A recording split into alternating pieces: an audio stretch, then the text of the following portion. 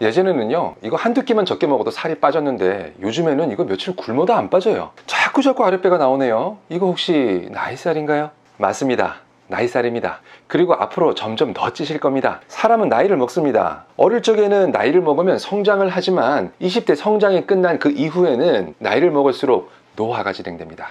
20대 초중반부터 성장 호르몬은 감소하기 시작합니다. 신경계의 노화도 이때 시작되죠. 30대 중반 이후에는 순발력과 지구력도 눈에 띄게 감소합니다. 여러 종목의 운동선수들이 은퇴하는 시기가 바로 이때죠. 40대 이후부터는 근육의 급격한 감소도 시작됩니다. 매년 1에서 2%씩 줄어들기 시작합니다. 특히 여성분은 50대 즈음에 폐경을 경험하면서 그동안 내 몸을 지켜주던 에스트로겐과 이별하게 되는 그런 시기를 겪게 되죠. 이런 상황에서 근육뿐만 아니라 신경, 미토콘드리아 그리고 혈관까지 모든 부분에 있어서 퇴화의 과정을 겪게 됩니다. 몸의 신진대사는 떨어지고 활동량도 줄어들고, 그래서 젊은 시절과 똑같이 먹고 똑같이 생활하는 것 같은데 쓸데없이 몸의 연비가 좋아져서 먹은 연료가 사용하고도 남아 돌게 됩니다. 그 남은 연료들은 내장지방으로 저장을 하게 되죠. 이게 바로 나이살입니다. 이 지긋지긋한 나이살, 이 나이살을 극복하기 위해서는 나이살이 다른 살과의 다른 특징을 먼저 알아보셔야겠습니다. 나이살이 그냥 살과의 다른 특징, 첫 번째, 근본적 원인 해결이 아직 불가능합니다. 밤마다 맥주를 마셔서 배가 나왔어? 맥주를 끊으면 이건 해결이 되죠. 직장이 바뀌어서 맨날 앉아있으니까 살이 쪘어? 직장을 다시 바꾸면 해결이 됩니다. 그런데 나이살, 이건 근본적으로 해결 방법이 없어요. 세월을 비켜가는 법? 저도 그런 게 정말로 있었으면 좋겠습니다. 하지만 아직까지 현대과학은 불로초를 발견하지 못했습니다.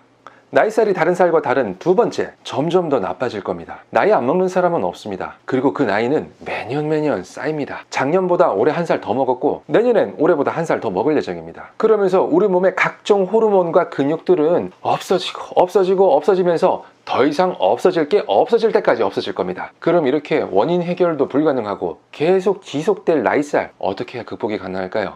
무엇보다 가장 중요한 건 지속입니다. 나이살이 싫다면 여러분이 더 이상 나이를 안 드실 때까지 그 극복의 노력을 하셔야 되는 겁니다. 그리고 나이살이든 무슨 살이든 그 지방은 다 똑같은 지방입니다. 뭐 나이살의 지방은 네모나게 생겼거나 별 모양으로 생기거나 그런 거 없습니다. 그래서 살 빼는 방법도 다 똑같습니다. 다이어트의 두 가지 대전제, 적게 먹고 많이 움직이기. 이건 나이살에도 똑같이 적용되는 거죠. 뭔가 나이살을 없애줄 기가 막힌 방법이 있지 않을까? 이런 생각을 혹시 이 영상을 보셨나요? 만일 누군가 나이살을 없애줄 정말로 기가 막힌 비방의 방법이 있다, 그렇다면 그걸 가지고 유튜브를 찍겠습니까? 당장 밖에 나가서 떼돈을 벌지. 나이살을 빼는 엄청난 비방은 없지만 나이살을 빼는 데 있어서 너무도 당연하지만 여러분들이 쉽게 간과하고 있는 것들이 있습니다. 나이살을 빼기 위해 꼭 염두해 두어야 할 세 가지 말씀드리겠습니다. 첫 번째, 다이어트 하신다고 운동하다가 다치시면 절대 안 됩니다. 나이살을 고민하시는 여러분들의 몸은 이미 젊은 시절의 그 몸이 아닙니다. 특히 유연성과 순발력은 우리 몸의 근력보다도 훨씬 더 빨리 세월의 영향을 받습니다. 그래서 젊은 시절 생각하고 무리스러운 동작 하시다가 자칫 다치기가 쉽습니다. 나이 들수록 부상에서의 회복력도 떨어집니다. 특히 관절 부위 다치시면 두고두고 오래 고생하실 수 있습니다. 두 번째, 다치지 않는 한 최대한의 강도로 운동하세요. 에휴,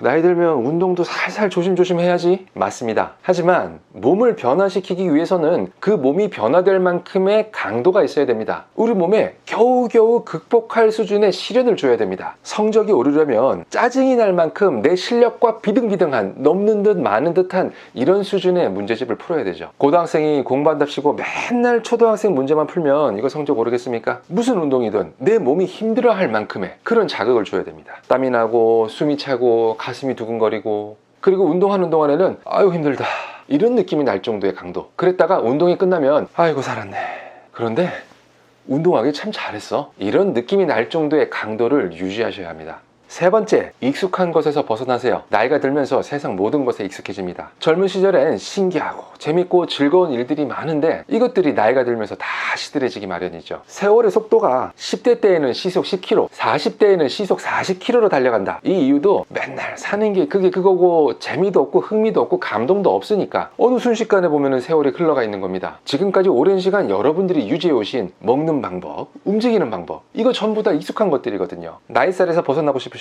이 익숙한 것들에서 먼저 벗어나십시오. 그동안 평생 안 했던 짓을 한번 해보는 겁니다. 매일 고봉밥에 나물 반찬만 먹었던 분들이라면 식단도 한번 싹 바꿔보고요. 평생 아침 식사를 안 하셨다? 그럼 이제부터 간단하게라도 꼭 아침 식사를 매일매일 드셔보는 겁니다. 평생에 해본 적이 없던 새로운 운동을 배워보는 것도 좋은 방법입니다. 동네 마트에 가실 때에도 매일매일 다니던 길 말고 새로운 길로 돌아서 가보세요.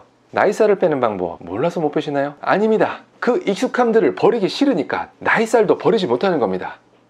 세월에 의한 나이살, 그나마 좀 덜 억울한 건 세상 모든 사람에게 공평하게 주어진다는 겁니다. 뭐 DNA의 축복 때문에 세월을 좀 비껴가는 사람들도 있기는 합니다. 하지만 그 사람들도 내년에는 한 살 더 드실 거라는 거. 이제 나이 들어서 다 늙었는데 무슨 운동을 하고 무슨 다이어트를 해? 라고 생각하시는 분들, 혹시 5년 전에는 또 10년 전에는 이런 비슷한 생각 안 하셨나요? 명심하십시오. 오늘이 여러분의 남은 인생 중에서 가장 젊은 날입니다.